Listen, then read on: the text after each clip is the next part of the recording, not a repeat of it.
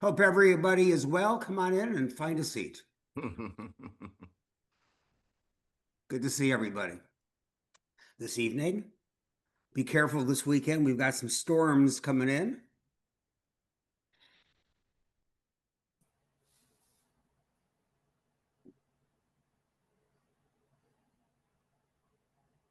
Well, it is 7 o'clock. So why don't we get started? Because tonight's master class instructor, Valerie Kimball, we all know her, at least most of us should know her, has got an awful lot to cover. So we're going to get started. Um, I'm Hank Rubicek, as all of you know. I hope you know that. Now, I am not being hyperbolic at all when I tell you that the story that Valerie Kimball told at the Fringe concert last March at TSA was one of the best, if not the best story I ever heard. I warned her that I would be saying this. I didn't want to embarrass her, but it's true. And I happen to know that I'm not alone with that sentiment. Val has told stories to every type of audience, from babies to seniors, even to seniors who act like babies. And she has performed in multiple settings, such as libraries, retirement homes, storytelling and art festivals, churches, adolescent treatment centers, summer arts programs, and more. It's really this ability to adapt to diverse audiences that Val will be guiding us through tonight, something that we really need to work on, because one of the things every storyteller is concerned about is whether or not the message in the story is going to suit the audience to which it's targeted. And Valerie is going to help us with that. She's a retired children's librarian. Excuse my throat this evening. She's active in both the Oklahoma and Texas Storytelling Organization, and she is especially a good friend and advocate for TSA. If you want to know more about Val and her services, etc., Valerie Kimball's storyteller.com, easy to remember. I'll mention that a little bit later on. But in the meantime, tonight we are going to be talking about diverse audiences. Now, before we get started, Val has a request. What I would like all of you to do is, on a piece of paper, you did bring your school supplies, right? On a piece of paper, we would like you to write down expectations, or perhaps just one on which you want to focus. Expectations about tonight. What is it that you would like to get out of tonight's masterclass on audience adaptability? Does that make sense? Audience adaptability, diverse audiences, how we mold a story to a given audience. Please write down an expectation that you have, something that you really want to learn. I've done that already. You know, my problem is that I tell jokes that I told in 1990 to my current students, and they have no idea what I'm talking about, especially if they're history based. Okay, can everybody do that? Give you another minute, and I think other people will be sprinkling in anyway. Very good. Okay, hold on to that notation. And Val, the floor is yours. Thank you, Hank. Good evening, everyone. Excuse me. Thank you all so much for coming. I would be curious about what your needs are. So if you wouldn't mind sharing with me that expectation you just wrote down and type it in the chat so I can get an overview and make sure that I'm meeting your needs throughout the program tonight. So there's going to be a little bit of writing now and then throughout the presentation.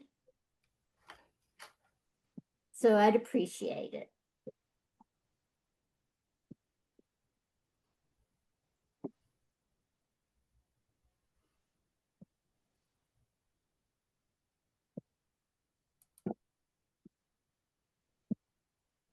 So while you're doing that, Dean, if you would like to bring up the slideshow, that would be of great help.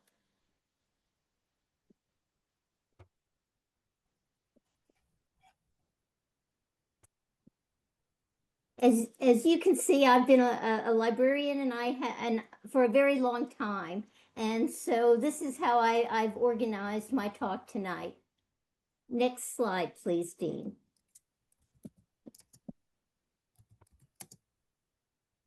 Okay. Some of you may recognize this, particularly Chester. This is a picture from the Kids' Day at the Texas Storytelling Festival. And the one thing that I absolutely love about this picture, look at their faces, those children's faces. They are so engaged and they're having a wonderful time. But particularly, to me, the important thing to remember about children's programs is that, or really any program, they're not necessarily just about entertainment. They're also about education. And I love this quote from the Director Emeritus of the International Storytelling Center, that performance isn't just entertainment, it carries responsibilities and purpose. Want to go on? Next slide. Now, Alex Krotowski, I'm probably saying her name incorrectly. She's a journalist and a social psychologist. And the one thing that I love about this particular image, also, this happens to be from a TSA conference several years ago. Everyone is laughing. And that is a wonderful way to engage your audience of any age. But in particularly older people, remember that stories are memory aids, action manuals, and moral compasses. And that's true for every age. The next slide.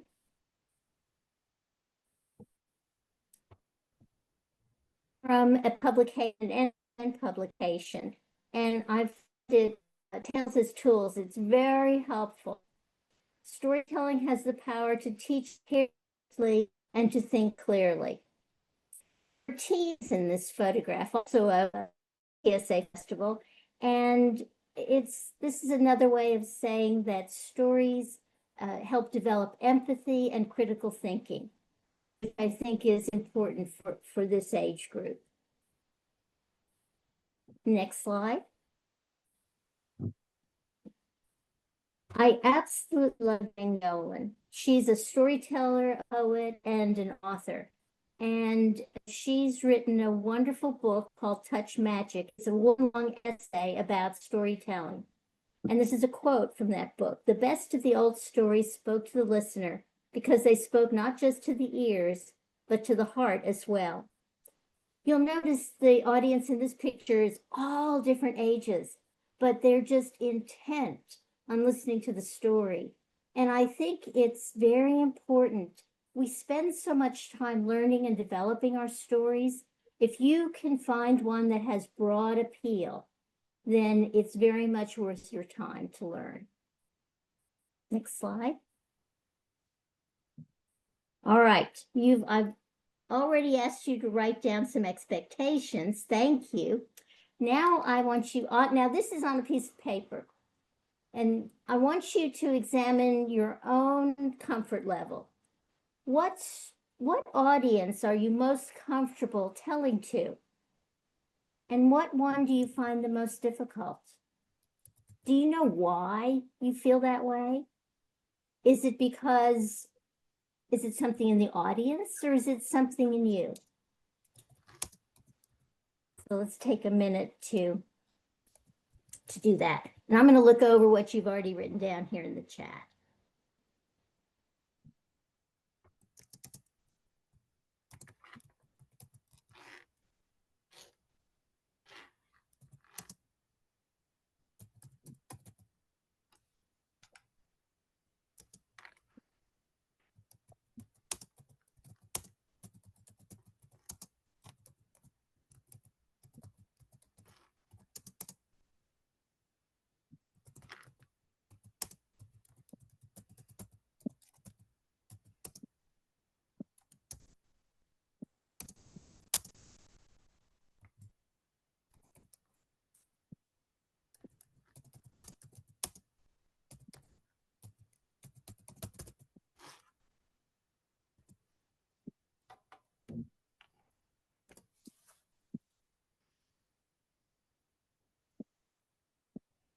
I heard one person is typing, so the typing has stopped, so I think it's safe to go on. Dean, next slide. Here are our objectives tonight, and I'm going to try very hard to hit all of them.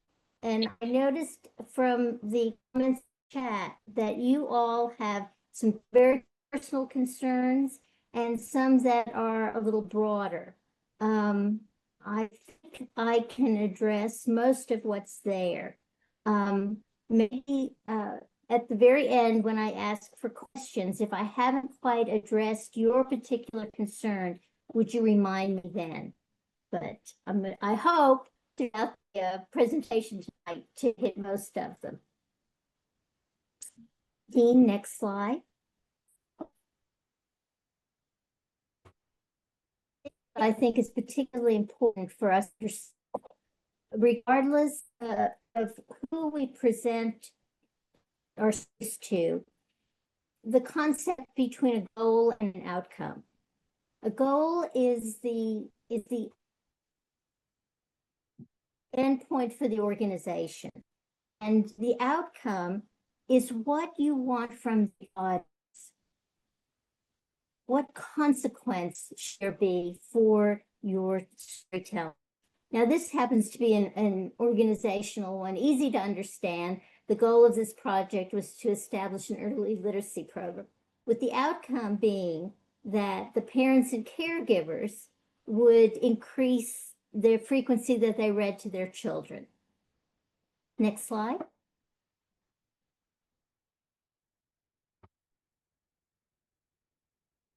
But in terms of storytelling, the goal of my storytelling is always to engage the listeners because I want them to stay and enjoy the stories. But as a result, the effect, and this could be a change in knowledge or a change in behavior, the consequence that I want, depending on the age group, you can see it varies widely. I want the listeners, if they're babies, to experience brain development. If for school-age children, I want them to make connection to books. I want adolescents to focus on critical thinking and empathy.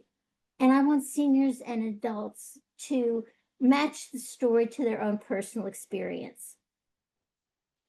So those are the outcomes that I seek when I tell a story, depending on the age group.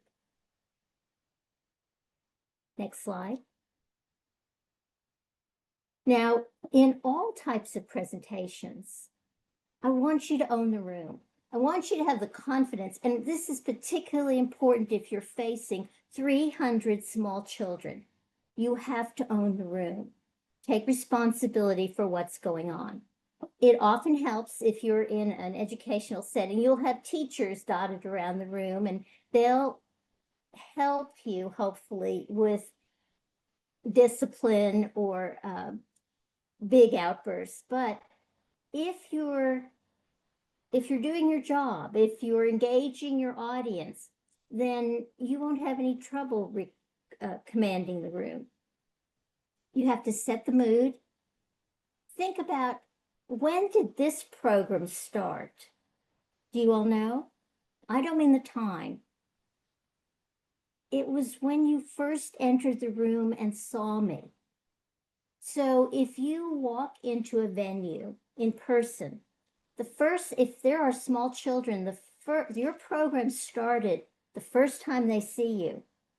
They make a very quick decision about whether they want to have anything to do with you or not.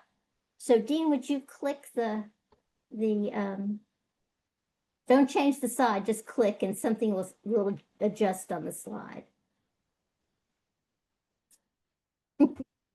That is the most important thing you have to do. It doesn't matter what kind of program it is. When you arrive smiling. Make yourself approachable. And that way, everyone feels like they're willing to listen to you and give you a chance. It really sets the stage. So, next slide.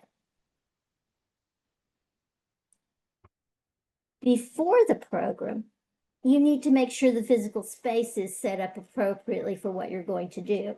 You know, you may not know whether you're going to have a dozen people or 300 people.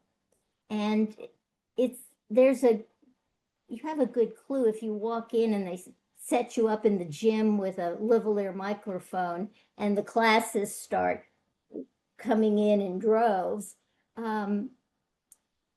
But if I would encourage you to visit with your host, with the host organization, and ask these questions. You know, how many people do you anticipate? What room will I be in? Will there be a microphone? What kind of microphone? Will it be a lavalier? Because that will affect what you wear, or a standing microphone. And you really don't want a podium. If it's going to be outside, you don't want to be next to the bandstand, because you'll have to compete with whatever's going on there. So as many questions as you can ask to get a good idea of what to expect, and then to share your needs with the organizer. You will need a microphone if you're outside. You will need a microphone in a gymnasium that holds 600 children.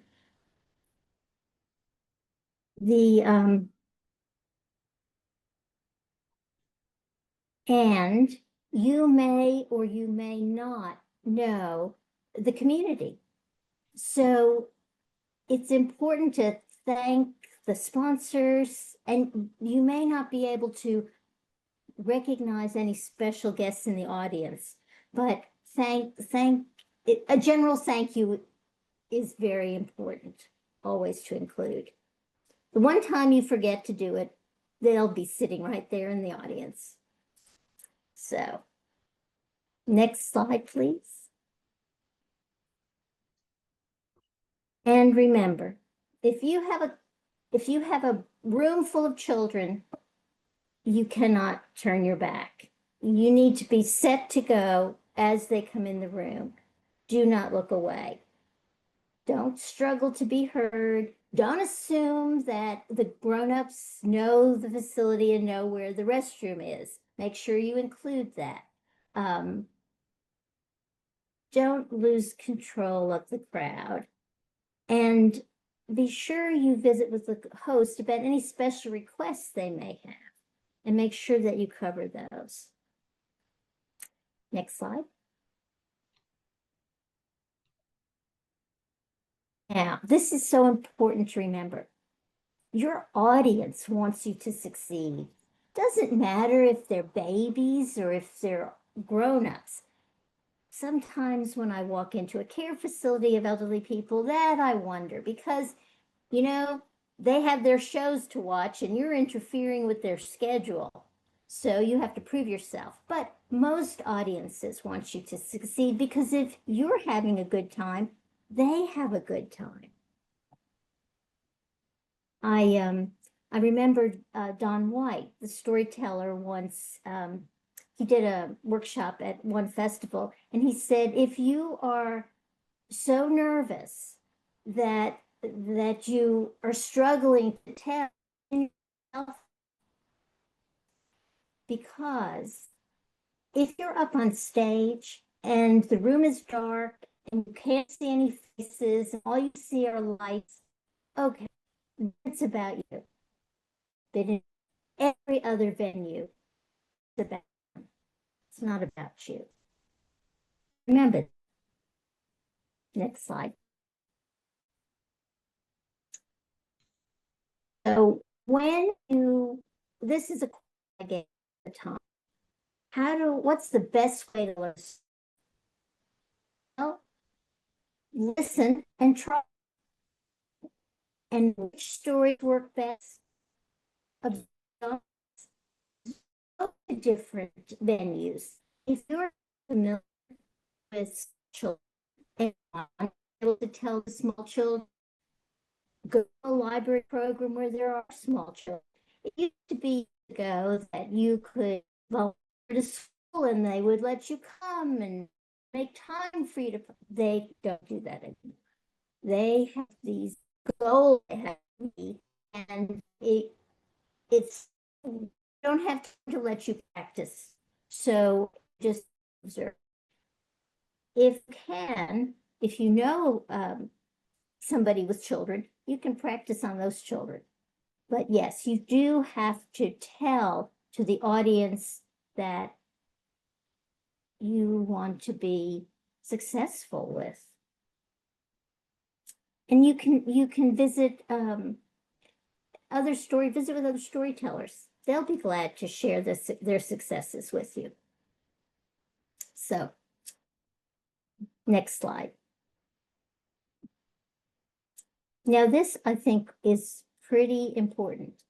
Dean, you're going to have to keep tapping for the words to come up. And again. So story listening has a neurological component. Story listening works both sides of the brain. The language and logic on the left and the images and emotions on the right. Next, click.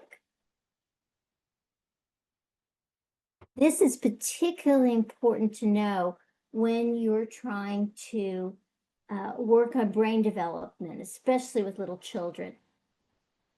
By telling a story, they're learning and they're actually build neural pathways. This learning takes place unconsciously. Click. And again, it builds a relationship both between the teller and the listener and among the listeners themselves. So you're creating a community. Next. So there are only 3 things you need for storytelling. You need a teller, second, a story, and third, an audience. Next slide. Next slide. So in terms of technique, this is true regardless of what audience you work with. Eye contact is vitally important. You have to thoroughly know your tale. And again, I don't encourage people to memorize, to write and memorize, because then you're worried about the words. You're not thinking about the content, the story. Storyboarding works well because if you practice the story in images, then you tend to tell from those images, describe what you see in your mind. Practice. Again, you have to practice with the audience that you're telling to find out what works and what doesn't work. Always time yourself. Edit what works and get rid of the rest. And when I say watch out for gimmicks and shtick, you know, some people develop a funny voice. And I have a funny voice I use for 2 stories. I use it for the troll in the 3 Billy Goats Gruff, and I use it for Rumpelstiltskin. So I never tell those stories in the same program. And just don't overuse the funny things you do. Remember to breathe, remember to have fun, and remember to credit your sources. Next slide. Okay. A lot of people have stage fright, and I don't know if any of you wrote down when I asked you to write down what audience you are least comfortable with. To me, I have 2. I'm deathly afraid of telling in front of professionals. And I find it difficult to tell to elderly people, especially in memory care, because they are very unpredictable. And it's easy to lose control of the program. So before I start, I try to relax myself by breathing, because when I'm nervous, you tend to breathe shallowly, and then you can't project your voice. So everybody take a great deep breath through your nose and let it out through your mouth. And if you can, put your hand on your tummy so that when you breathe in, you can feel your whole chest cavity inflate. Breathe out. And I do that several times so that it will relax your chest so that you're not so nervous and can project your voice and tell your story. Okay. Does anybody need a break? Okay, I'll just go on. Next slide, please. Now, in terms of style, different telling styles work with different age groups. And sometimes different stories. I tell stories in all these different styles. I had I knew a friend who was such a wonderful artist that she could tell and draw at the same time. And there's no way I could do anything like that. And I've known some people who can make balloon animals or play a musical instrument or have a beautiful singing voice. And by all means, if you have a special skill like that, include it in your telling. It really adds to your performance. But if you can, broaden your appeal. If don't just rely on one specific aspect. Try different things. And it's fun. And children are a very forgiving audience. They're a good group to experiment on. Next slide.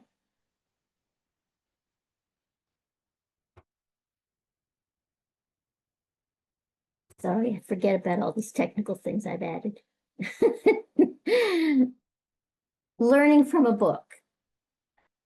Now, this is where you tend to want to memorize, but don't. Read aloud, read the book or story aloud several times, and then internalize the story. Don't memorize the story, and then tell it. Next.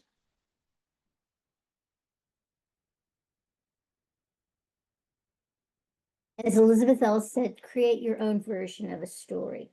And in her book, From Plot to Narrative, she has an excellent description of how to create a storyboard. So to learn your story that way. And I would refer you to her book. Let me see, I've got it here. It's also in the bibliography at the end of this PowerPoint. So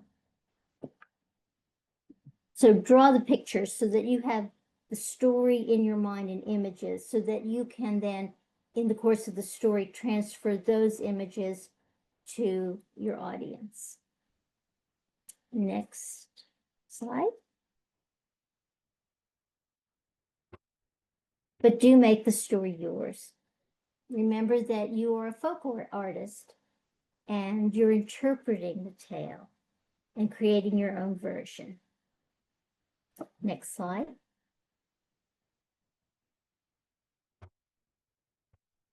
This is a picture of Augusta Baker. Mrs. Baker was the head of children's services at the New York Public Library for many, many years. And in fact, There's a library in Columbia, South Carolina that still does a program based on her work. When she's the late Augusta Baker, but if you ever saw her tell a story, she had the most beautiful voice and the most wonderful presence. But her message was that the story is the most important thing. It's very important what story you pick and how you interpret it. Next slide. There's a gazillion places to look for stories, but remember, songs and rhymes for babies and toddlers, and short. You have to match their attention span. And remember, a nursery rhyme is a little story. And it's just right for the littlest age. Next slide.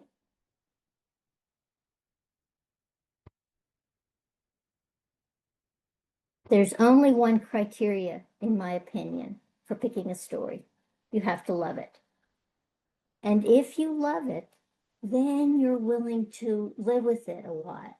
You're willing to edit it, scale it down for a younger audience, and up for a older audience. So I saw that in your expectations earlier. A story that will work well with a very broad range of ages is The Pied Piper. It's one that most of us already know. And to me, you can ramp up the horror factor for those children, for the school-age child who wants to hear all about the rats, or you can tone it down. You can emphasize the character of the piper and the mayor, the slyness of the mayor who wants to cheat the piper. There's a lot there that can be worked with, and to me, that's the best way to scale a story, is to look at the elements and match the content with the interests of the age group.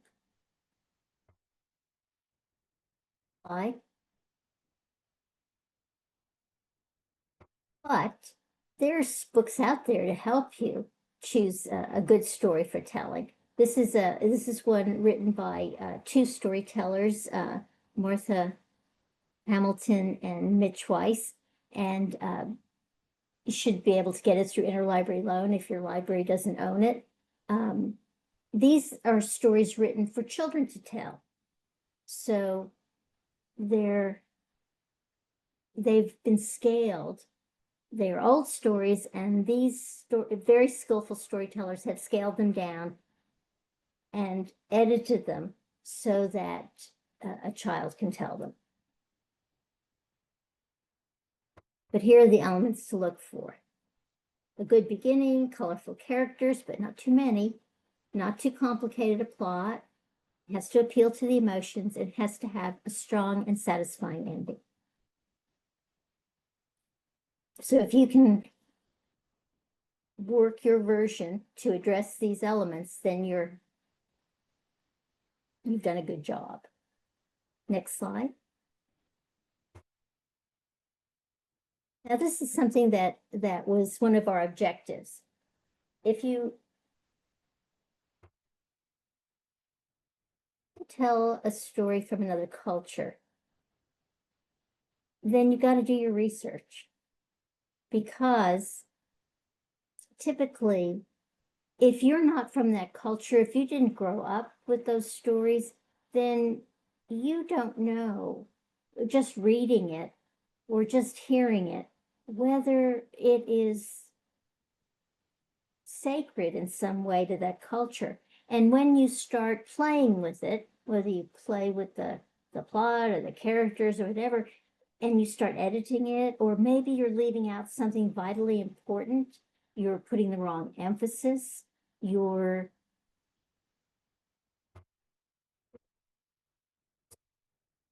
and you have to get there are just some stories that are not yours to play with. And so do your research, find out if you really love it, then get permission, and but examine your motivation. Why that particular story? Teachers and librarians have a little more latitude. We are trying to introduce new cultures to our audiences, but we also have to do our research and make sure we are not misappropriating and culturally appropriating material that shouldn't be tampered with. So it's my message for that. Next slide. Also, there's a difference between public domain material and material that's still under copyright. Now, copyright is a law in the United States that protects intellectual property. Stories, music, recordings, plays, things like that. Public domain refers to material that is not protected by copyright, that is so old the copyright has expired, or it's so old that it might never have had copyright applied to it. And examples like that are fairy tales, a lot of the old fairy tales. And you'll notice that you'll find in a library a whole shelf of fairy tale books, and if you open them up, they're all copyrighted. And you think, what's going on? Well, it's because it's that particular version of the story that somebody has authored, has put together as their version. So a particular version of even an old story can be copyrighted. But if you go back to the original, the item that's in the public domain, and Project Gutenberg has a lot of material available, the Internet Archive, then you can develop your own version and not violate any copyright in telling it in a performance. As opposed to permission versus ownership. This particular example I've given, Bubba the Cowboy Prince, that is a Cinderella story that Helen Ketterman has taken and flipped all the characters around and played with it and fractured it a little bit. And I really wanted to use it with a group of school-age children. I wanted to develop it as a little play. I emailed her. It's easy to find authors' contact information. I emailed her and she gave me her permission. She didn't want to charge a royalty fee or anything.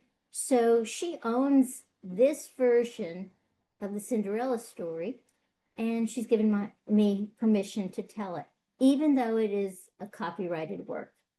So it's not hard to get permission, especially if the author's still alive. So I've tried to get permission from the estates of authors, and it's not as easy. They usually the literary agent usually wants money up front.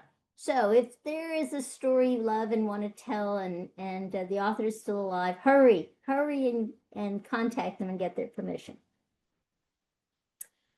So next slide. So these are the elements of the story that you play with. If you are telling, okay, if you're telling to small children, please do not mess with the sequence of the story. Small children are working on sequence, beginning, middle, and end. If you tell a story in flashback to a bunch of 3-year-olds, you're gonna lose them.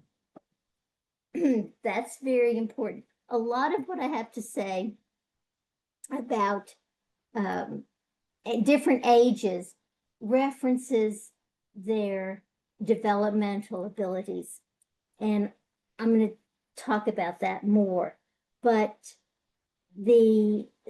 how you develop a story depends, as Doug Lippman would say, on the most important thing in the story. And that is going to vary from person to person. Once you determine the most important thing in the story, then you will develop it that way.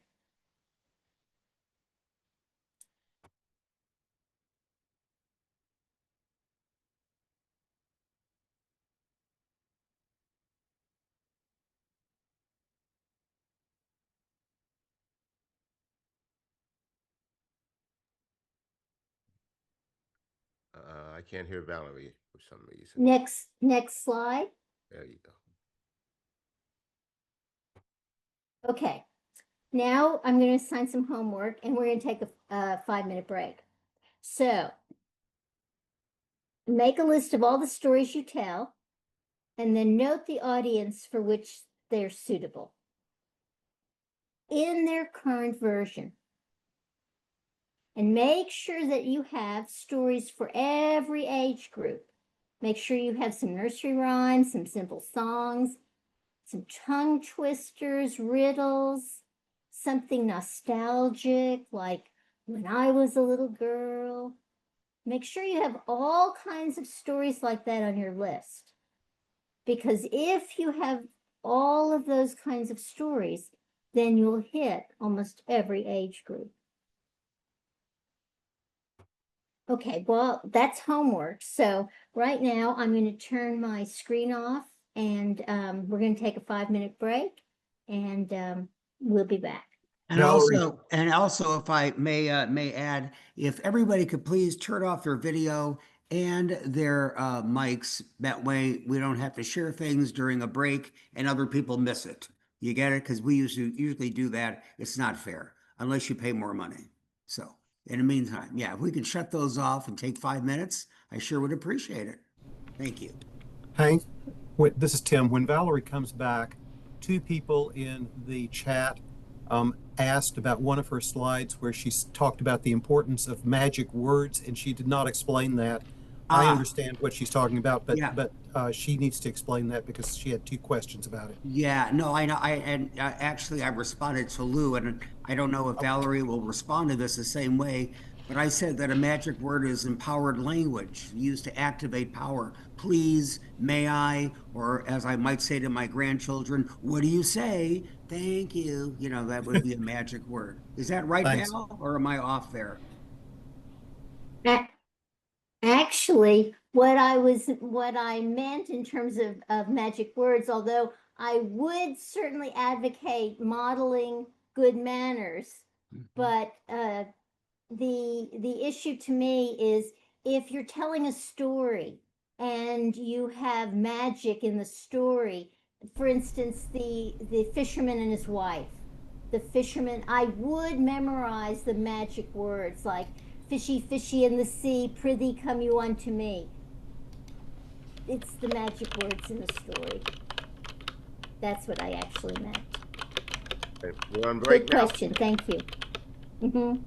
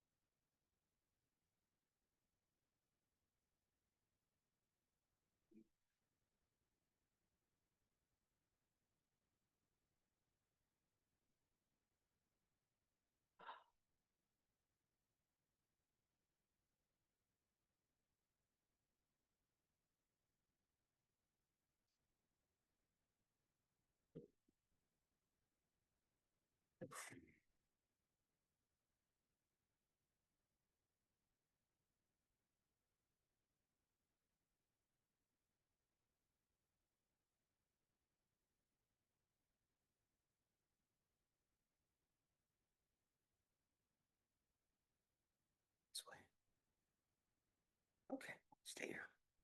Good boy. Okay.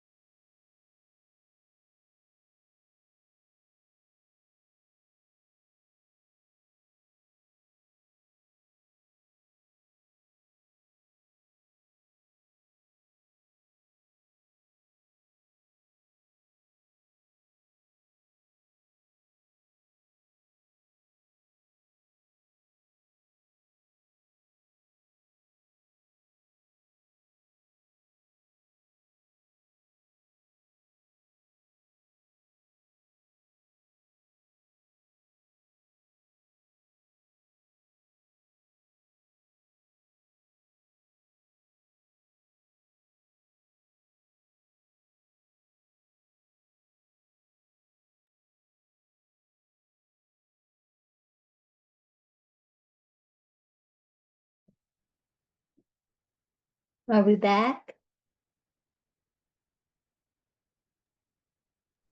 I think most of us are. I would give it another minute, Val, Okay. and then we're good. May I have a moment to offer some announcements about activities before we get started again? Sure. Okay, thanks.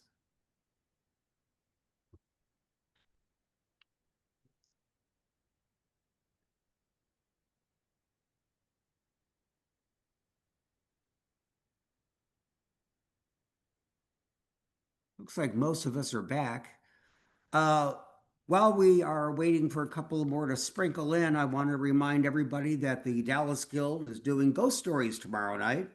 And if you're in Houston, we are doing Skyline Screamers on Saturday night. It's always a fun place to be, always a good thing to do. So if you happen to be in town, please come. It's free. It's at uh, Heights and 18th Street, and all of that information is on our website. And if you become forgetful about any of these activities, we have them in our emails, and also Carol has them on our TSA site. Telebration is in November, and on the 8th will be children's celebration, the kids, and on the 15th, the adults. Also, we will not have a master class in November because of Telebration, and also because it's Michael's and my birthday, and we need to give you time to shop, and it's just too much to do. It's just way too much. So we wanted to give you an opportunity to do that.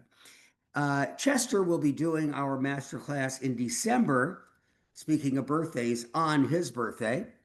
And we'll talk more about that a little bit later next month and kind of fill everybody in about the topic and about all the other niceties.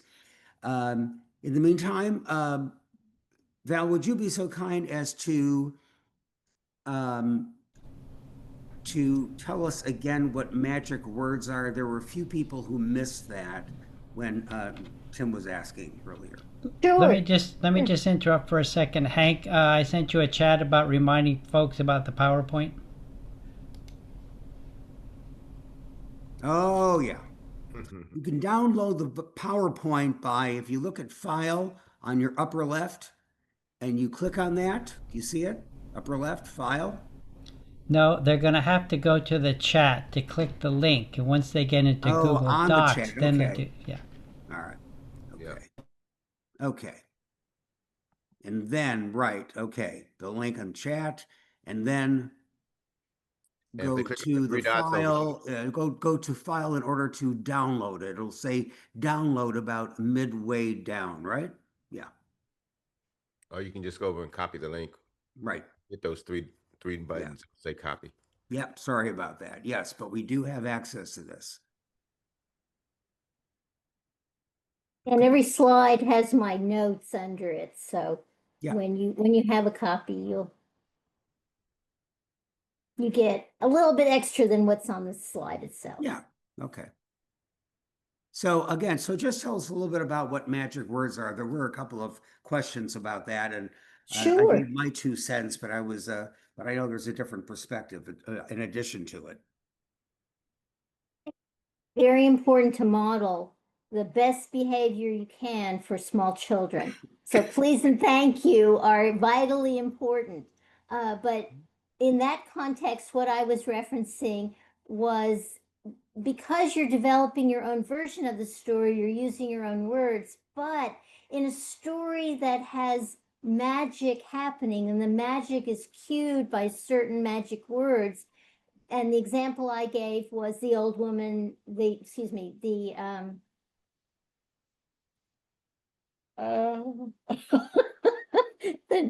senior moment. The name of the story went out of my head. You know, the Fisherman's fish. wife. Thank you. The magic words in that story are fishy, fishy in the sea, prithee come you unto me. I think it's a little more magical than just saying fish, oh fish. So that's that was my intent by that phrase in that slide. Great. Thank you very much. Thank you. Mhm. Okay. Okay, let's get back to the PowerPoint. We're ready for the next slide. Okay, we're going to start now talking about the different audiences. Next slide. Oh, before you do, let's leave that one, Dean. Notice that in this particular picture, the storyteller who happens, it's too small, you can't see it, but that's Antonio Sacre, and that's Libby Street, the sign language interpreter. And if you're working with a sign language interpreter, remember, you have to pace yourself. Go a little slower because they're following along with you, and it takes sometimes a little longer for them to say what you just said. American Sign Language is not just a translation of English, it's its own language. So if in your story, something has a double meaning or it has a twist, by all means, warn your interpreter beforehand, because how they phrase it may be very different from how you tell it to get the same effect for the audience. Okay, next slide. Again, going back to the neurolinguistics of storytelling, this is what your listeners are doing. All the time you're telling, they're working pretty hard. I always think that the teller and the audience are creating the story together.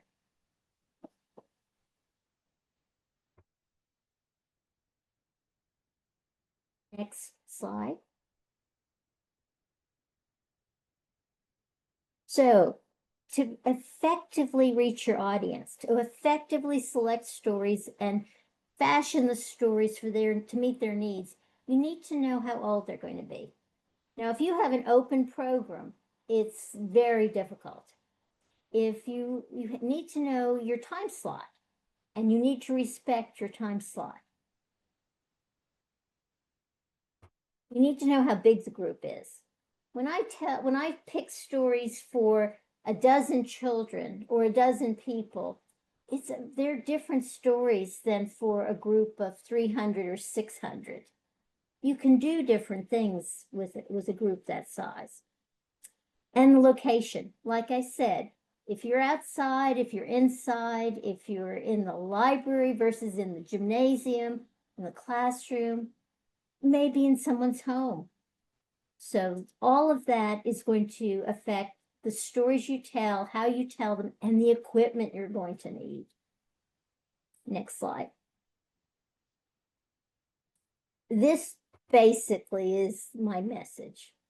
Developmental ages are more important than chronological ages for children's programs. And I would say for all programs,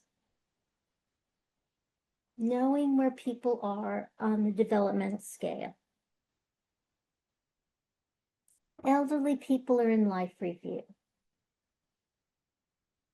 Babies are developing their brains. It all makes a difference. Next slide.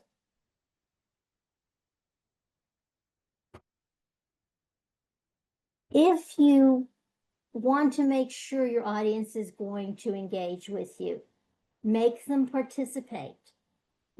Normally they will listen and visualize, understand, and react, but there are some cultures that will ensure the audience is listening by periodically checking in with them. There's I believe it's the Caribbean, where they will say crick and the audience has to respond crack. And they do it randomly throughout the performance. So, but sometimes you'll be telling and they'll spontaneously do something. They'll follow the words, or they'll give you the sound effect. Or maybe you want that, so you cue it. Something that and if you're in a school or a library setting and you're a guest teller, this is very true in a daycare. They're very concerned about controlling the children so that they act as an appropriate audience. They want them to raise their hand before they speak. But if you're in the middle of a story, you want them to just do the vocalization without raising their hand. So you have to include the instructions within your telling. My best example of this is there's a folktale, The Giant Turnip. And in it, the old man always says, fee, fi, fo, fout, that turnip won't come out. So what I do is every time he has to say it, I say, and then he said, and you can say it too. Ready? Fee, fi, fo, fout, that turnip won't come out. And that way, everybody's been instructed that it's part of the story that they speak. There are other times when you want them to do actions. And so, like I mentioned with Bubba the Cowboy Prince, I've turned it into a little play. So I ask for volunteers, I get the children up, and I give each of them a different hat. And I give them their line, and then I narrate the story, cueing them every time they get to say their line. And I have to tell the story in such a way that they get more than one chance. So it's easier, for instance, if you take an old folktale like The Frog Prince. That one lends itself because it's very short, and it mainly you can get them to do sound effects. Then you use the audience for the sound effects. So everybody has a role and everybody is participating. Next slide. I'm sure you all know this already. This is Elizabeth Ellis's incredibly wonderful way to structure a story program by the emotional reaction of the audience. Start out with humor, get them laughing, just like that first picture, one of the first pictures I showed you. And then story about something that explains why. A pourquoi story, which is of course the French word for why. Well, why the eagle is bald, why the turtle has a cracked shell. Something that makes them say, aha. And then the third story can be one of those long, beautiful fairy tales, or a beautiful personal story, something that makes them say, ah. And then you have to bring them home. So a story that does that, that's says amen, that brings them back together.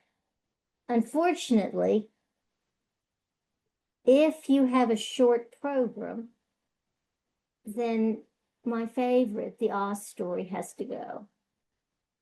But if you want more information, again, I'm referring you to Elizabeth's book, From Plot to Narrative. You can't go wrong. And she explains it fully in there. And there's action. Next slide. Now, here is why some stories work with certain ages. Here is where people are emotionally. This is Milton Erickson. He was a psychologist, and this is a widely accepted developmental framework. This is for emotion. So infants, this is why infants, the issue is it needs to be safe. Babies need to feel safe. So no loud noises in baby stories. Skip the loud noises. Save them for the older children. Notice Will. Those are the 2-year-olds. They're developing their independence. And it goes on and on and on and on. And you can see the kinds of stories, emotional stages. The problem with charts like this is that it's not a hard and fast rule that absolutely at this particular age, they move from this stage to this stage. This is a general rule of thumb. And probably in an open audience, you're going to get a mixture. I find that if I have a mixed audience, I tell the bulk of my stories, I focus them toward the youngest group. And then I explain that I'm going to tell a variety of stories, and that if the stories are not suitable for you, it's fine if you get up and go. It won't hurt my feelings. And I particularly do that at Halloween, because I've got a mixed age. I've got little children, and the older ones want a really scary story. So I tell them, I'm going to tell the story suitable for little ones. And if they get too scary for you, feel free to go. So, but this will help a little bit in terms of figuring out how to match a story to a particular age. Next slide. But I've analyzed a little more, and for the different ages, this is what you're going for. You want to make sure you have a safe and caring atmosphere for those babies. You have to remember that play is learning. So everything you do is play. Talk and sing, because it's language development, and simple stories, and board books. Board books are good for literacy development. Next slide. Toddlers. They have had people say no to them now for at least 2 years. So they're saying it back to you at this point. So they won't, they're now able to walk and move around, crawl and walk. So they're going to do that. And, but that doesn't mean they're not listening. Oftentimes you'll tell to the group, and some little one is going to get up and wander off, and it's up to their caregiver to go after them. You just keep presenting. But that's going to be the child that even after the program, they're going to be the ones that run up to you and give you a hug and say, I like the story about the cars or the trains or whatever it was. It doesn't mean they weren't listening just because they were moving. And their engagement is such that they're the child that's going to say, tell it again, tell it again. And I know parents at home with little ones this age, they go crazy reading the same books over and over and over. But in a program, if I have toddlers and they ask me to tell it again, I will say, do you all want to hear it again? And if the majority of them say yes, I tell it again. So, okay, next slide. Coolers. We're starting to get a slightly longer attention span. So you can have more longer and more involved stories. They're of an age that they want to help and copy. So this is particularly important to introduce social skills, taking turns. It may be that you use a puppet or a flannel board and allow the children, hand the pieces out to the children and allow them to come up and take turns putting the pieces on the board. So this is where they learn those kinds of social skills. One thing to remember of small children, their listening vocabulary is a lot greater than their speaking vocabulary. So if you tell a story rather than read a story, you will have greater success holding their attention. But they do need to have something to focus on. So a puppet or sometimes even a picture book. Oh, and guys, please, they need to be able to see the pictures. So hold the book up so they can see the pictures. Don't read it like this. You need to read it like this if you're using a book. Next slide. So just as we had Erikson's social emotional development, Piaget is talking about cognitive development.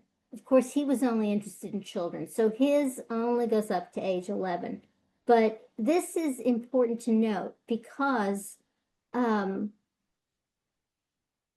if you are doing the alphabet song or a story involving quantity, until age 3, those are just words to them. It's at age 3, or Piaget says 4, that they make the connection between symbols and their meaning. So the fact that numbers stand for quantity and letters stand for sounds mean nothing to them until this age. Younger than that, they will memorize by rote. They can sing the alphabet song, but it's just words to them until this age. 7 to 11, logic and rational thinking. This age, they love stories with consequences. Those fairy tales where the evil stepmother is punished horribly, they're all for that. And this is the age to tell those stories to them. But if it's a what if story, they're not really going to get it till after age 11. So that's why this chart is useful. Basically here, they're getting their fists to their mouths, and that's about it. Why?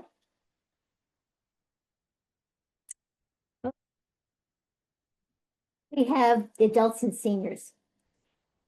you know, you don't really have control of the audience in this kind of program.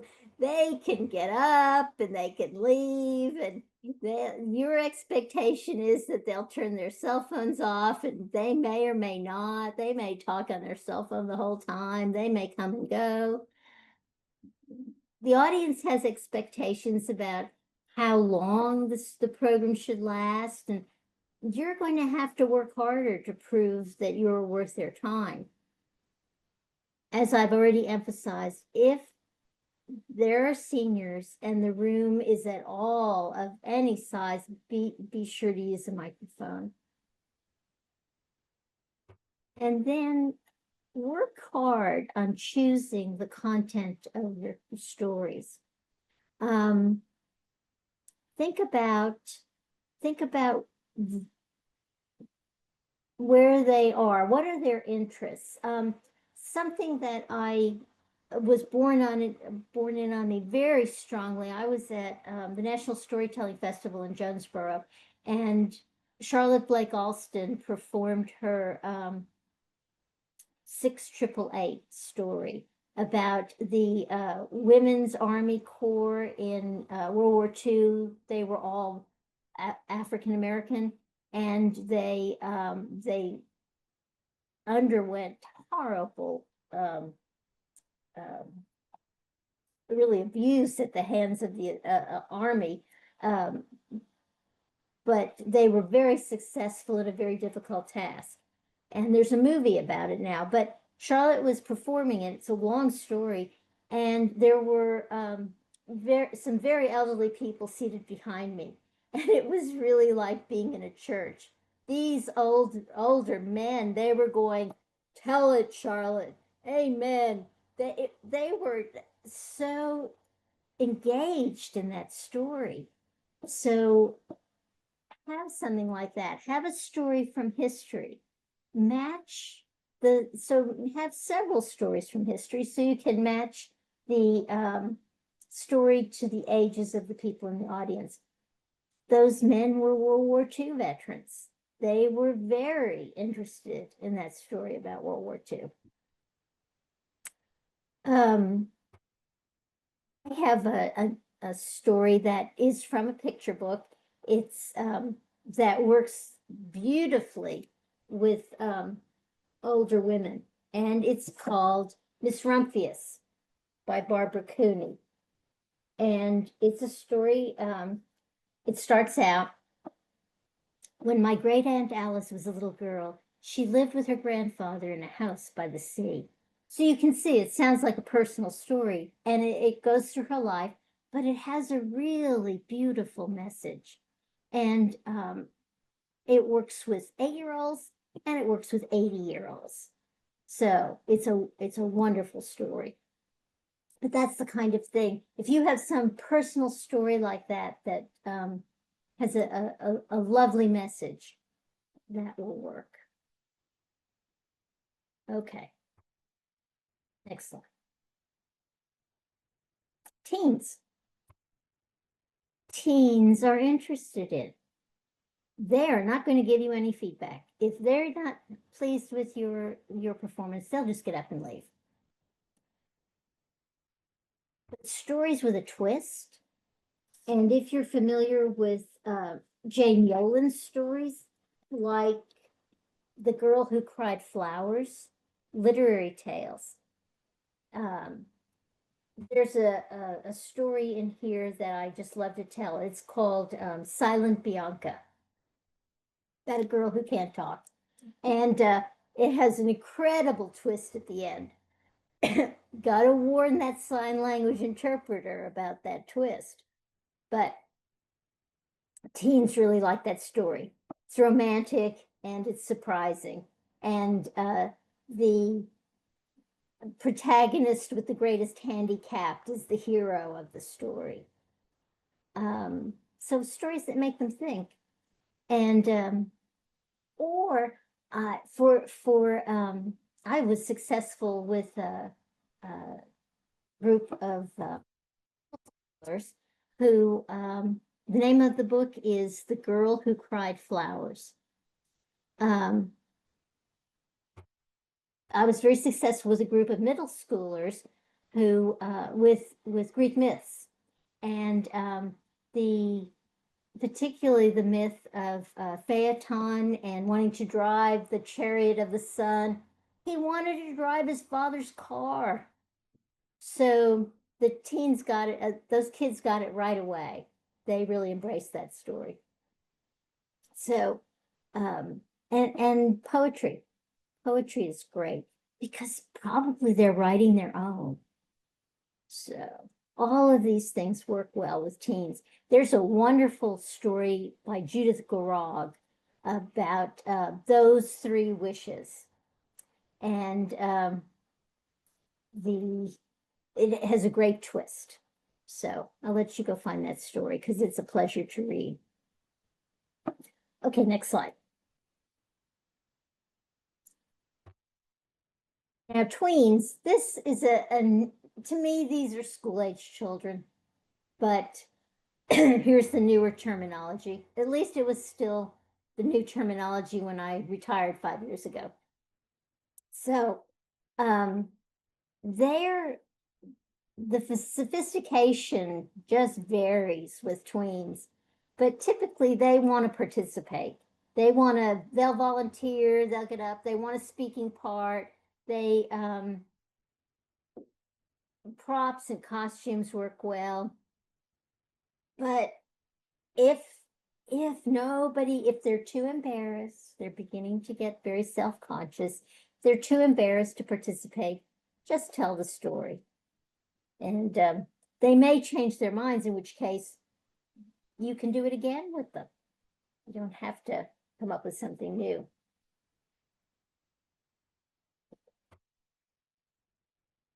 Sorry. But fairy tales. This is a great age for fairy tales. Nope, it's okay. You can go on. So this is research. Storytelling is equivalent to reading aloud and fostering literacy in children. You know, I write grants for the organization. And if you're seeking your own funding, all of these little tidbits about this research is helpful in proving your case.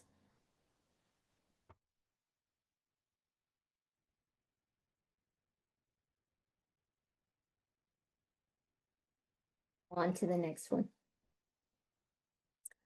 Now, I've listed the pre-literacy skills here because these are the skills that the National Council of Teachers of English have come up with, have identified for from babies and toddlers and babies, toddlers, and preschoolers, children before they go to school. This is what they're working on. This is what you're helping their little brains develop. And narrative skills, print motivation, which just means an interest in books. Oh, I can't emphasize enough. If you are, give them rare words. Tell your stories and give them the gift of words. As many interesting and rare words as you can pack into a story, because they may not encounter those words anywhere else, and they need them. For instance, I've been emphasizing nursery rhymes. So old Mother Hubbard went to the cupboard to get her poor doggy a bone. I can't tell you how many small children have said, "What's a cupboard?" So if you can, just insert a synonym in a story where you know they're not going to get the word. So old Mother Hubbard went to the cupboard kitchen cabinet to get her poor doggy a bone.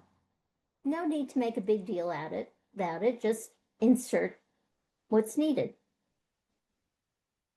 Phonological awareness, sounds. It is so important that, children make their own sounds. Those little boys who go rum, rum, rum, rum. So, because they need to be able to hear the sounds in words. So they practice sounds. And It's great if you can include a story where the dog goes row, row, and the cat goes meow, and by all means, go with it. They need that kind of development. It helps later, shockingly, with reading fluency. Print awareness. They need to know which direction print goes in. So if you are using a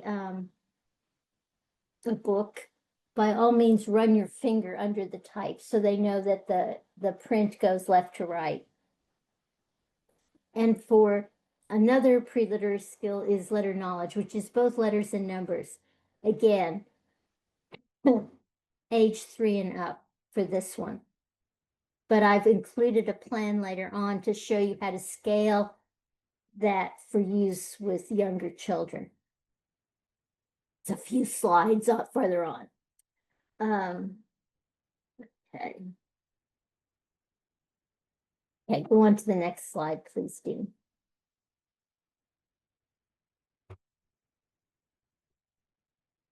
Because what you're doing as you do work with the children on the words and the story and sounds, you're developing the neural pathways in their brains.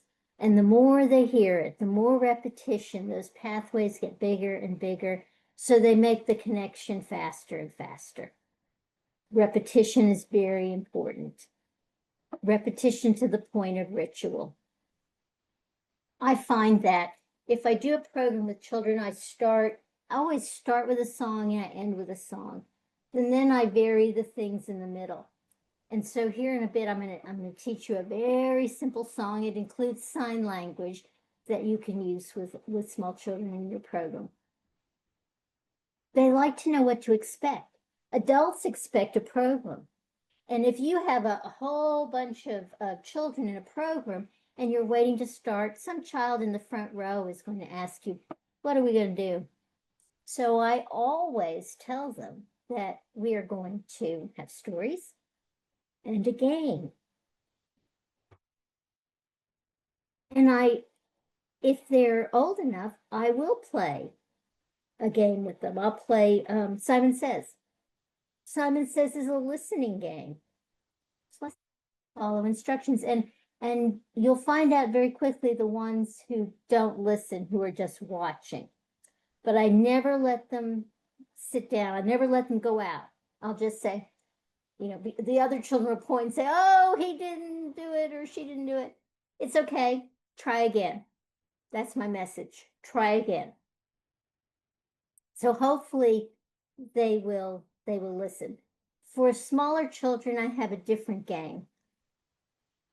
The something that I'll show you in a bit about a flannel board. The next slide. For little children's programs, you always want to have a surprise element. You want to include music and songs, rhythm and rhyme, a puppet, or something, a funny hat, a crown, or some other prop. Now, one puppet that I will show you, and it's a no-fail, and it's wonderful to teach children how to take turns, is a mouse and cheese. It's a Folkmanis puppet. So the mouse comes out and he goes down. Trying to hold him up instead of where I usually hold him, so he's getting away from me. The mouse is getting away from me. The mothers are horrified, but the small children stand up and I will say, he's kind of afraid. Let me bring him to you. We have to take turns. It's like magic. They all want to touch this mouse. And so they will take turns. Great social skills training. There's also an apple with a worm in it, but they all work the same way. Your finger goes through the animal in the bottom of the puppet, and then it will come up through holes. Okay, next slide. Okay, it's time to practice this stuff. All right. I am going to show you the game with the preschool for the littlest ones.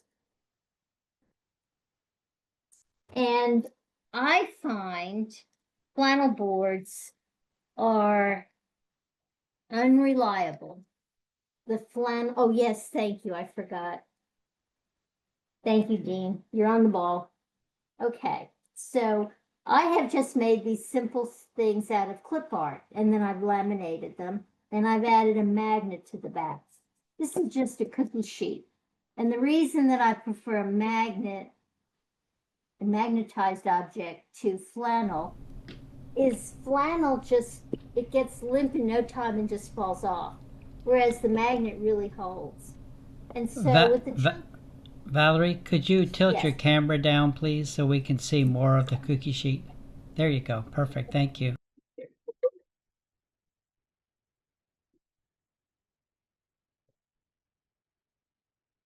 Okay, so what I usually do is I say, we are going to play a game. And these are the rugs, and this one is brown, and this one is red, and this one is blue, and this one is green, and you get the idea, yellow and purple. And then I'll ask them, what is this? And everybody yells, ladybug, ladybug. So I'm going to hide the ladybug under the rug. So I hide the ladybug. No peeking. And we'll say a rhyme. Everybody says it together. Ladybug, ladybug, are you under the... She's peeking. Get back.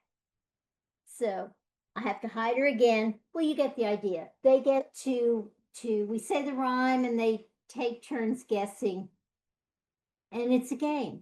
But literally, it's a vocabulary drill. They're drilling on their colors.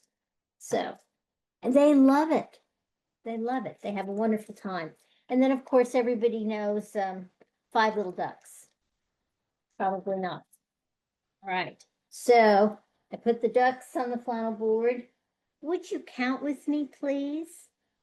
1, 2, 3, 4, 5. What color are they? They tell me. What color are their beaks? They tell me. And these are, it's just clip art with laminated clip art and with googly eyes. And here's Mother Duck. And you can do this as a song or you can do it as a poem. 5 little ducks went out one day over the hills and far away. Mother Duck called, quack, quack, quack. But only 4 little ducks came back. And it keeps going and going and going until all the little ducks are off the board. And only Mother is left. Mother Duck went out one day over the hills and far away, and she called, quack, quack, quack. And all her little ducks came back. So that's a very famous nursery rhyme. You'll find it all in any nursery rhyme book. But the ones you want to look for are the ones that have the actions described with the rhymes. So, okay. Preschool.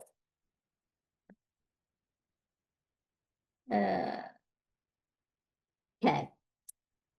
Oh, for babies, I'm going to share my screen now. And let's see. Close that so I have more room.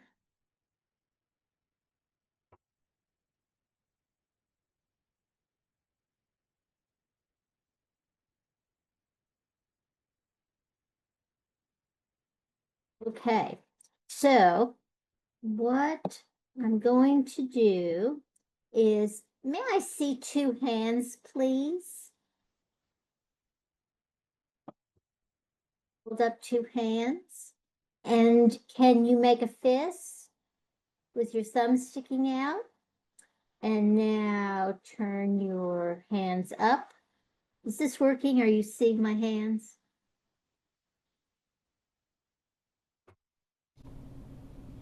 Yes, we're seeing your video. You're seeing my video. Correct. If you were sharing a screen, we're not seeing your shared screen. Okay, okay. So Thank if you've chosen the screen, make sure you click share at the bottom right corner of the share screen window. Do what now? So if you click share, selected what you're trying to share, make sure you click in that window in the bottom right corner, there's a share button. You need to click that as well. All right. All right. Okay, thank you. There we go. Now we can see that. Yes, okay. So I always give instructions. Please hold up 2 hands. Please fold your fingers, leave your thumb sticking out, and turn your hands up. Good job. Turning the hands up is the hardest part. So now we have, and I have, and I think you can see the rhyme. 2 little bluebirds sitting on a hill, one named Jack, the other named Jill. Fly away, Jack. Fly away, Jill. Come back, Jack. Come back, Jill.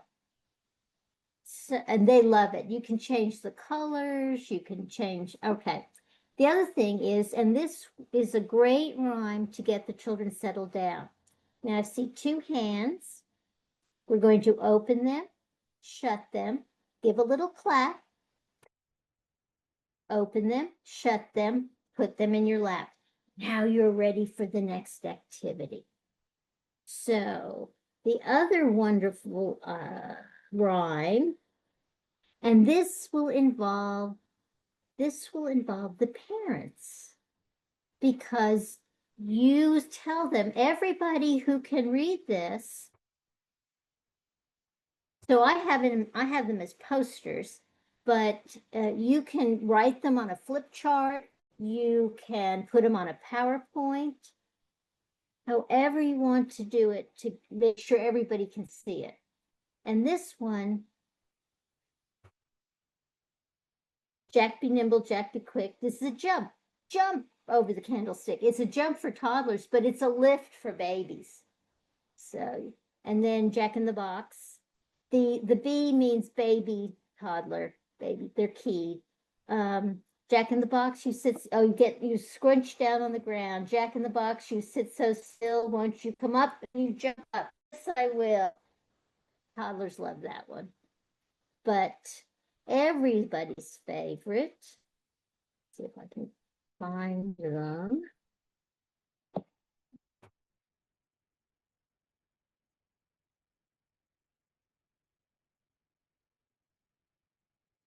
Bounce. So, doesn't matter the age. I say everybody find a lap, and they have to find a grown-up's lap, and it's, if I had a pony upon which I would ride, I'd keep him in a stable and stay right by his side. I'd ride him day by day, and to him I would say, come, trot, trot, trot, trot, trot, my pony, trot. And of course, you're bouncing them twice as fast. Trot, trot, trot, trot, trot, my pony, trot, trot, trot, trot, trot away. You end the story time on a high note with that one. Okay. See what else I've got here.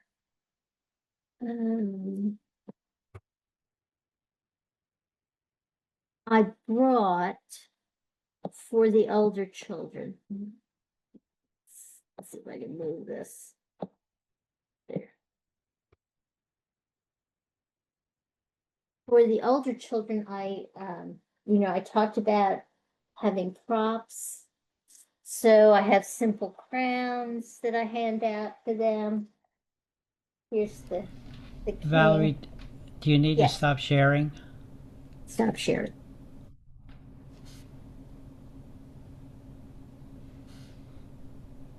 There you Okay. go. Thanks. So those are the props for the Frog Prince. And I have a puppet for the frog. And to add a character, because it was kind of small, I've got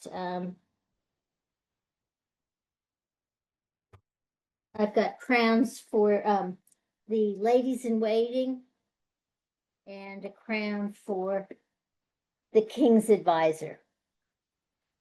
So this is the guy who says a promise is a promise. So I'm not sure this story gets told in the right way. Okay, where am I? Can we go bring the PowerPoint back up, please?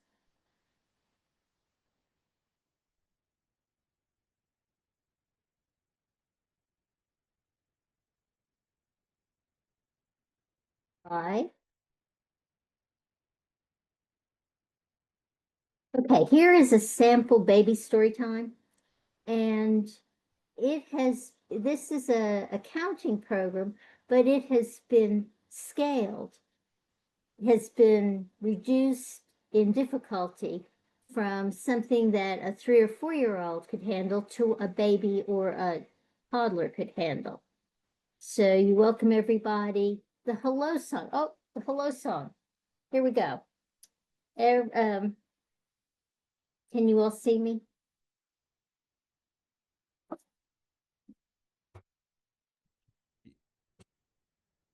Thank you. Okay. So it goes like this. Hello, it's to the tune of Goodnight Ladies. So it's friends, hello friends, hello friends. It's time to say hello. And then when you leave, same words, it's just goodbye, friends. Goodbye, friends. Bye, friends. It's time to say goodbye. Very simple, but it's really popular. Okay, sorry, Dean. Would you put the PowerPoint back up?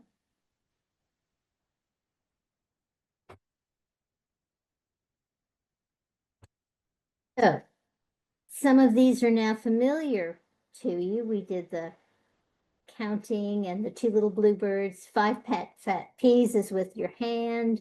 Jumping beans is a lift. You'll find them in any nursery rhyme book. Sing row, row, row your boat. And end with the if I had a pony bounce. So basically all we counted was, may I see your hands? 1, 2. May I see your eyes? 1, 2. Oh, you covered your eyes. Let's play patty cake. So all those, and we never, the other important thing to do is stop. You can model stopping for parents. They don't ever have to read the whole book. Also, if something is not working, stop and do something else. Give yourself permission to stop something that's not working. So make sure all the parents are saying the rhymes with you. And that's why you have the text, so they can read with you. Next slide. Toddler story times, almost identical. You can count past, well, no, not really.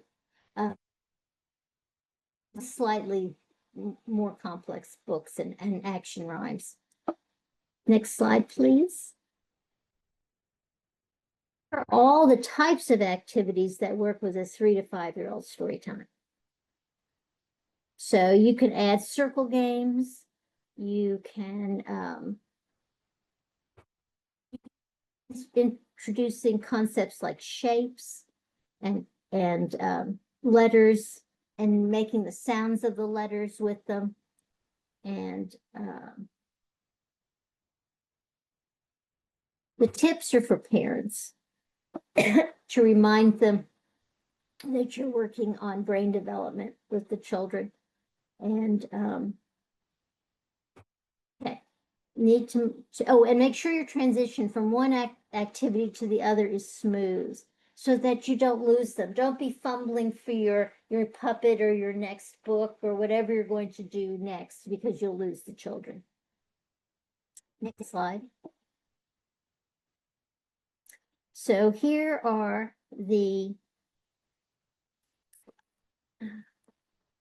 here's a program planning chart that you could use. Here are the levels, and here's the activity, and here's what you're going for, the goal of the activity. You're always modeling. You're modeling good manners, you're modeling social skills, you're modeling correct English, you're modeling listening, and always encouraging. And I try very hard not to say no. I find another way to do it. They hear no enough. The outcome for all your programs is engagement. Now, next slide, please. Okay, there were some questions in the chat that I didn't get to. One of which had to do with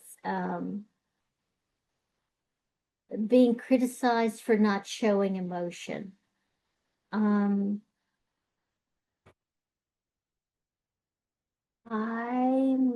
a little at a loss, because if you are telling an emotional story, then surely the emotion will come out.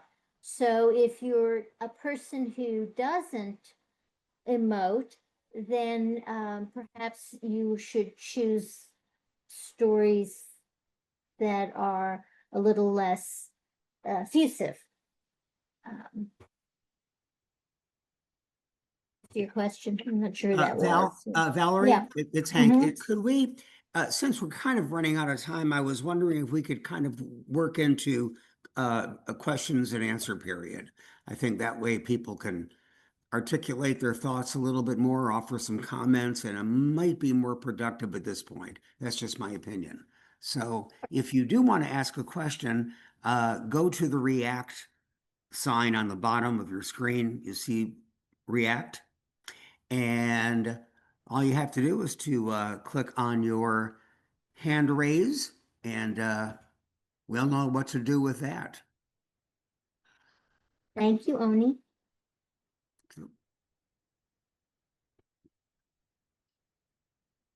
While we're waiting for questions, I want to remind you to please click on the link under chat for the PowerPoint. And then when you do, go to File on the upper left, click on it, and go to Download about midway down. And that will be, that'll give you access to Val's PowerPoint.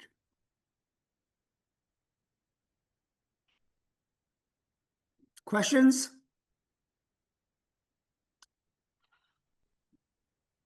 I think Michael has one. I got Michael, one. yes. I got one for you, Valerie. And when we were talking about the audiences that you like and don't like, Right. ones that I really I shouldn't say don't like, but I don't like anyway. Like high schools, teenagers. They always want you in a gymnasium where the sound is bad. They don't seem to pay attention, and they're talking to each other, and they're just glad to be out of class. And that's hard. That's the hard ones for me. And since I like to tell historical stories, sometimes they're kind of serious, and maybe I should use more humor, or what kind of things would you suggest maybe to be able to be more effective with teenagers and high schoolers? And I'll put my hand down. Sure. Remember, you're meeting their needs, not your need. And their need is to be amused at that point. They want to be entertained being out of class. So yes, something funny, but something with a twist. That story that I mentioned, that Judith Garog, Three Wishes, it's always a good one, and it hooks them. In the story, Melinda Alice, the main character, is not nice. She's not a nice person, and she's going to school early. She has to study for a math test. She's walking along. She almost steps on a snail, and the snail said, "Don't do it. I'll give you 3 wishes." And she doesn't believe him. So she tries it, and she wishes for a red sports car, and there's the red sports car. And she wants diamond earrings, and there are the diamond earrings. So she starts driving around, and she could ask for world peace, but she's not that kind of girl. So she gets to school, and after driving around, showing off the car, and her friend said, "Oh, did you study for the math test?" She goes, "No, I forgot. I'm going to fail. Oh, I wish I were dead." So sweet. That story, I have found, works very well with a high school girl. Well, I like I like the idea that since they're looking to be entertained, then entertain them. That Mhm. it's kind of simple, but it makes sense. Yeah. Thanks. Mhm. Yeah. Sure.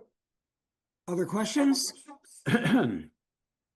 Actually, I had a very interesting experience a few weeks ago. I do tolerance education. So I brought in the book, The Sneetches by Dr. Seuss. Most of us know it, for toddlers. And I told them, everybody's really very much the same, but some people are different. We're all different in some ways. And it's really important to know that and to accept that and to understand it. And if you don't believe me, just ask Sylvester McMonkey McBean, who came down with his star off machine. And I told the story because I wanted them to understand the power of hate and stereotyping and isolation. And then I told the same story to parents.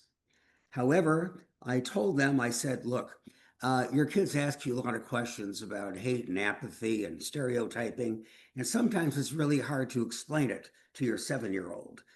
But if you knew the story of Dr. Seuss and could translate that to them, I think you'd have some success. But I bet some of you don't even know the story. So let me tell it to you first. Right. So it's the same story, but just adapted to different audiences. And it worked out really well. It's not a very profound thought, but the idea of taking the same story and making it work for different audiences can sometimes bring those 2 audiences together, the parents and the children, who both are now acclimated to the same story. They know it. So their discussion should be a little bit more in-depth and useful. Exactly. It's great. When somebody else have a question? I was thinking that I see in the chat that about evaluating the audience when you walk in. I think it was Tim's comment that sometimes anymore, the older I get, the harder it is for me to judge the ages of the people in the audience, especially the children. And I just ask, raise your hand if you're 10 years old. Raise your hand if you're 3 years old. Raise your hand if you're... So that way I get them to tell me. The littlest ones will raise their hand every time. But you have little bitty children it's very hard anymore for me to tell the difference between a 2-year-old and a 4-year-old. And a 4-year-old stories won't work with 2-year-olds. So I just ask. Other questions? How to tell the same story to a Oh, well, 5-year-old. Go ahead. Right. Viveka? Yes, I have There two you are. questions. Hi, I have two questions. One has to do with older audiences, what you might have answered it in this and I missed it. What type stories do older audiences typically prefer? That's question number one. And then question number two has to do with well, Hank actually made a statement in the chat about apprehension versus anxiety, and that I guess you should have a healthy dose of apprehension. If you if you're really just comfortable with the audience, does that mean you're maybe taking them for granted, or you're not really preparing well for them just because you're very comfortable with them? Is that the idea Think behind that? so? Much. Oh, okay, okay. No. Tell me again your first question. I'm sorry. The first question was, what type stories do older audiences? Oh, you have to match where they are. So if they are, I find personal stories. If, older people tend to go, oh, when I was a girl, blah, blah, blah. Find a story like that. Tell a story like that, and then leave time for them to tell their stories to you. Right. I also Okay. wanted to clarify, that comment about apprehension, because that's a very good question. You can be apprehensive and still very comfortable. Apprehension simply means I really want to do well. I hope I remember everything I wanted to do. I hope my audience responds the way I want them to. And that is healthy because if you weren't thinking about those things, it means you wouldn't care. But you can still be very comfortable and a little bit apprehensive at the same time, is what I meant. Okay. Okay. Okay. Yeah. I tend to, I don't meet strangers, and so I tend to feel pretty comfortable in the environments that I'm in. Probably the only people that I would actually feel a little bit apprehensive about are the ones who don't know what storytelling is. Mhm. Right. I'm always nervous, and if you ever see me, I always have a dark jacket on so that you can't see me sweat.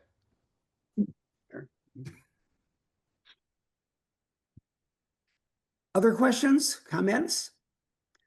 Val, I know you had one last PowerPoint slide about final comments about storytelling or final words that you wanted to share with us. Did you want to do that? Sure. Okay. Bring back that PowerPoint. Please.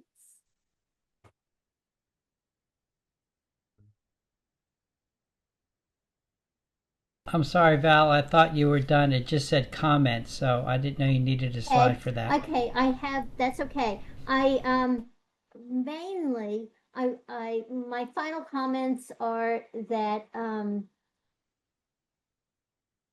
let me see.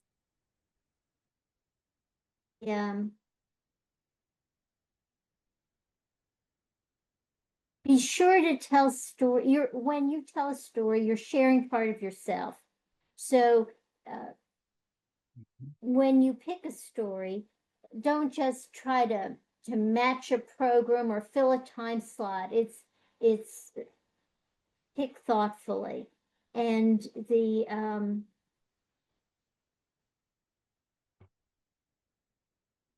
children come and ask me after the most fantastic story that couldn't possibly have happened.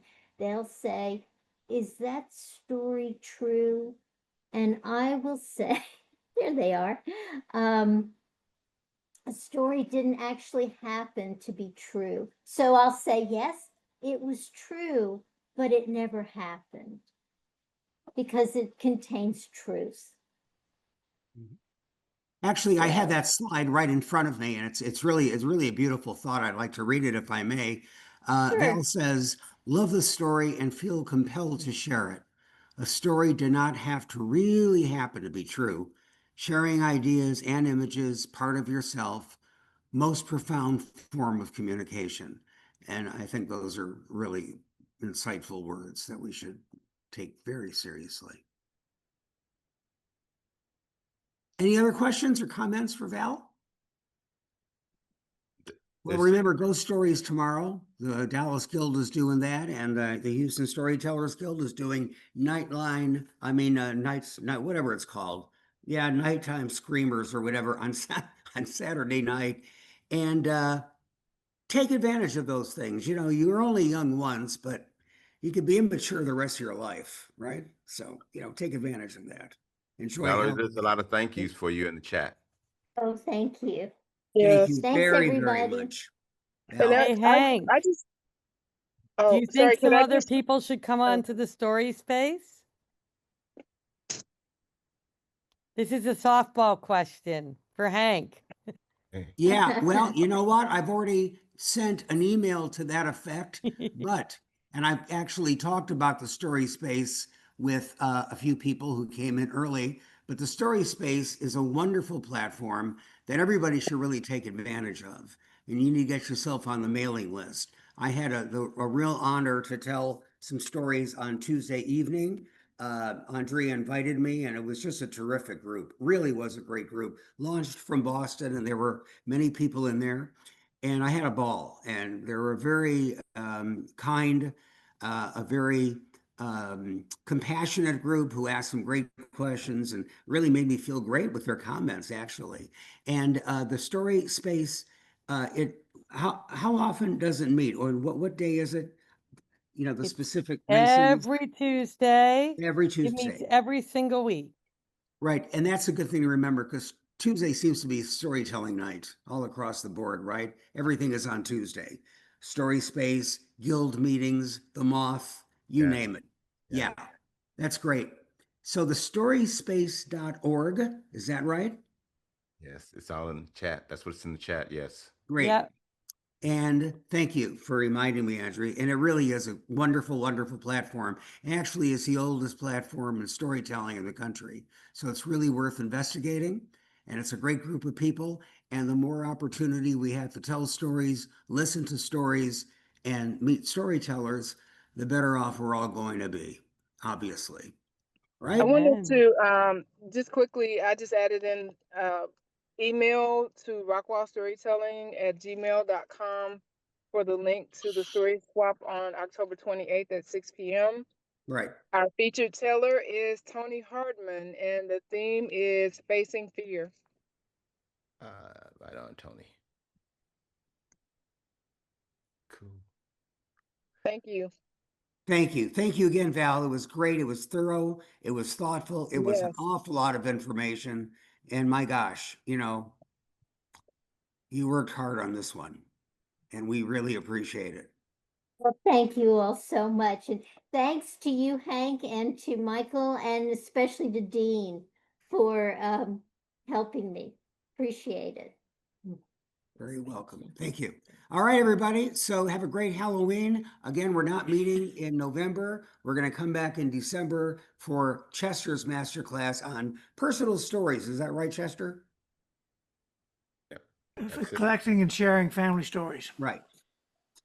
Good topic, great time of year, because that's what we ought to be doing around the holidays. Thank you, my friend. That's my first line. There you go. There you go. I stole it. I'm sorry. All right, everybody. All right, All right. everybody. Thank All right, you. thank you. Thank Good you, night. Be well. Peace.